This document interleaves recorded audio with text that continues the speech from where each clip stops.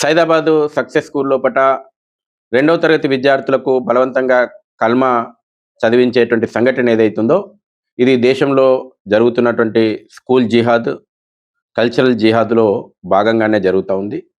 పహల్గామ్ లోపట తీవ్రవాదులు కల్మా వస్తదా? రాదా? అని ఏ విధంగానైతే హిందువులను హత్య చేసిండ్రో, అదేవిధంగా స్కూళ్ళ లోపట కల్మా బలవంతంగా హిందూ విద్యార్థులకు నేర్పించి, ఈ దేశం యొక్క సనాతన ధర్మం పైన దాడి చేసే ఒక తీవ్రవాద భావజాలమే స్కూల్ జిహాదు, కల్చరల్ జిహాదు. రాజ్యాంగ వ్యతిరేకంగా, చట్ట వ్యతిరేకమైనటువంటి ఈ చర్య పైన పోలీసులు క్రిమినల్ కేసు నమోదు చేయాలా, విద్యాశాఖ ఆ స్కూల్ యొక్క గుర్తింపు రద్దు చేయాలా, అదేవిధంగా రాష్ట్ర మరియు జాతీయ బాలల హక్కుల పరిరక్షణ కమిషన్ సుమోటోగా ఈ కేసును స్వీకరించాలి. మేము కూడా ఫిర్యాదు చేయబోతా ఉన్నాం. అనేక సంఘటనలు దేశం లోపల వెలుగు చూస్తూ ఉన్నాయి. స్కూళ్ళలో విద్యార్థుల లోపట బలవంతంగా ఏ రకంగా ఇతర యొక్క మతాలను రుద్దుతున్నారు. ఇప్పటికే మదర్సాలలో వెలుగు చూసినటువంటి విషయాలు ఆందోళనకరం. దేశ వ్యతిరేక భావజాలము, హిందూ వ్యతిరేక భావజాలము, తీవ్రవాద భావజాలాన్ని నూరిపోస్తున్నటువంటి వందల సంఘటనలు మదర్సాల కేంద్రంగా జరిగినాయి. జాతీయ దర్యాప్తు సంస్థ ఎన్ఐఏ అనేక కేసుల లోపట దర్యాప్తు చేస్తూ ఉంది. చాలా ఆందోళనకరమైనటువంటి భవిష్యత్తు పిల్లలను ఏ రకంగా తీర్చిదిద్దుతున్నారు అనేటువంటిది చాలా ఆందోళనకరం. అనేక రాష్ట్రాల లోపట ఇటువంటి మదర్సాల మీద చర్యలు తీసుకున్నటువంటి సంఘటనలు కూడా ఉన్నాయి. ఇటీవలనే మనం చూసినాం, మహారాష్ట్రలో జల్నా జిల్లాలో ఉన్నటువంటి ఒక పాఠశాల లోపట ఐసిస్ భావజాలంతో విద్యార్థులతోటి కల్చరల్ ప్రోగ్రామ్స్ చేసిండ్రు. సర్ తన్సే జుడే ఏ రకంగానైతే ఆల్ఖైదా భావజాలము, ఐసిస్ భావజాలం ఉందో, విద్యార్థుల లోపట హిందుత్వ వ్యతిరేక భావజాలాన్ని నూరిపోసి యాన్యువల్ డేలో అటువంటి కల్చరల్ ప్రోగ్రామ్స్ జరిపించడం.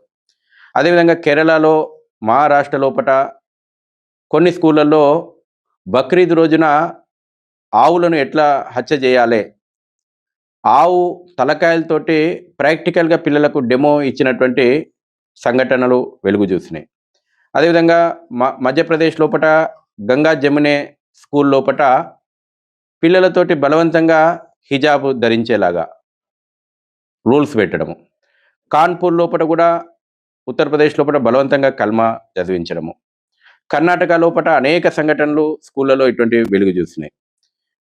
కాబట్టి ఇటువంటి సంఘటనలు అన్నీ చూసినప్పుడు చాలా స్పష్టంగా దీని వెనకాల కొన్ని యాజమాన్యాలకు దర్యాప్తులో తేలినటువంటి వాస్తవం, కొన్ని ఇటువంటి స్కూల్ యాజమాన్యాలకు ఐసిస్ తోటి సంబంధాలు ఉన్నటువంటి విషయం కూడా వెలుగు చూసినటువంటి విషయాలు మనకు కేరళ లోపల పీస్ ఇంటర్నేషనల్ స్కూల్ విషయం లోపల వెలుగు చూసింది.